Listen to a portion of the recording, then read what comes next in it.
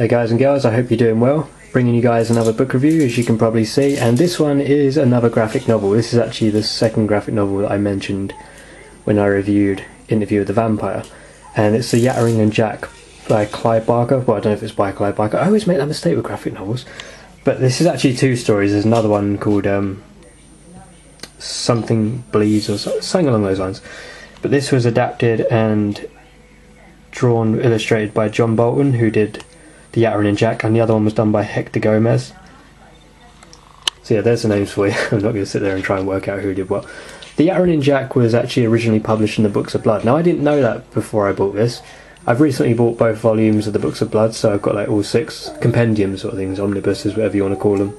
But Royal Snail were taking their sweet time with delivering it, so this was a good gap filler. I didn't know this was part of the Books of Blood at first, otherwise I wouldn't have bought it, but to be honest, I actually really enjoyed this. It was very different, considering it's done by Clive Barker. It's still as messed up as you'd expect, like it's still really twisted, but it's more black comedy than it is actual horror, so that's pretty cool. The second story I haven't really read that much into. It seemed interesting, but it's kind of boring at the same time, so it doesn't really feel like the work of Clive Barker. It's kind of, I don't know, it's something to do with Native Americans and some disease in the blood or something.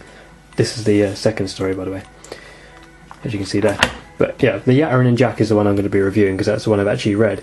So the Yattering and Jack is a black comedy, as I mentioned, and it follows a demon called the Yattering, which is a lesser demon from, like, I think it's a 9th circle of hell or something. And he's basically bound to this bloke here, this gherkin importer called Jack Polo. Now, Jack Polo, at first I really didn't like him, but it actually turns out that he's a very clever character throughout the book. Basically, the Yattering is bound to this guy because this guy, I think he abandoned his religion and became an atheist, so hell has pretty much got a bounty on him. And this dude literally takes everything on the chin, like there's his wife cheating on him, and his metaphor throughout everything is like, que sera, sera, like what will happen, will happen.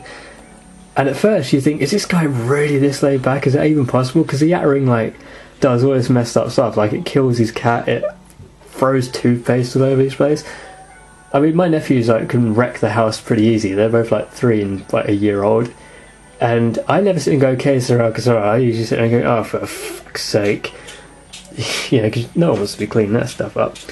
So, you know, at first you think, well, "What the hell's the deal here? Why is this bloke so laid back?" But then there's a clever revelation that he's actually onto the fact that hell's onto his ass, and it becomes like a really funny, like, sort of scenario between the Yattering and Jack. The idea of the Yattering is it's supposed to break his sanity, so that he'll go completely insane and hell can then come and claim him. But obviously he's one step ahead. That's Beelzebub, by the way. Some of you might know who that is, some of you might not.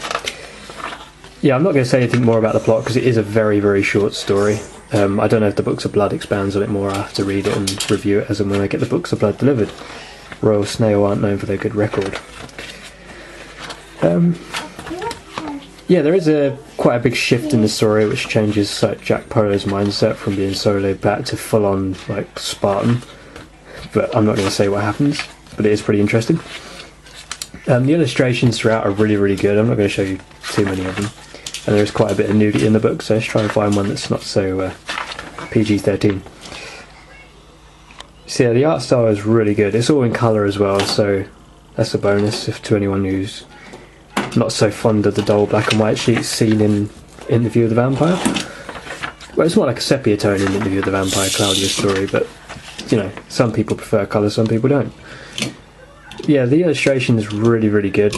Just the whole premise of the demon. The demon I can actually see coming from Clive Barker's imagination, because if you read a book called Mr. Be Gone by him, although that book wasn't exactly very good, Jacobot kind of comes off as being like really, really otherworldly in appearance, and that's exactly what the Yattering is. See, I really liked it. There are obviously some stupid things in there, but it's a comedy, so what do you expect? I'm not sure if I'd recommend this one though. I think I'd probably recommend the Books of Blood, because you're getting way more for less. So maybe get the Books of Blood unless you just really want a graphic novel to add to it, or you're just more into graphic novels. If you're more into graphic novels, then pick this one up. But if you want something more substantial, maybe more in depth, then definitely pick up the Books of Blood.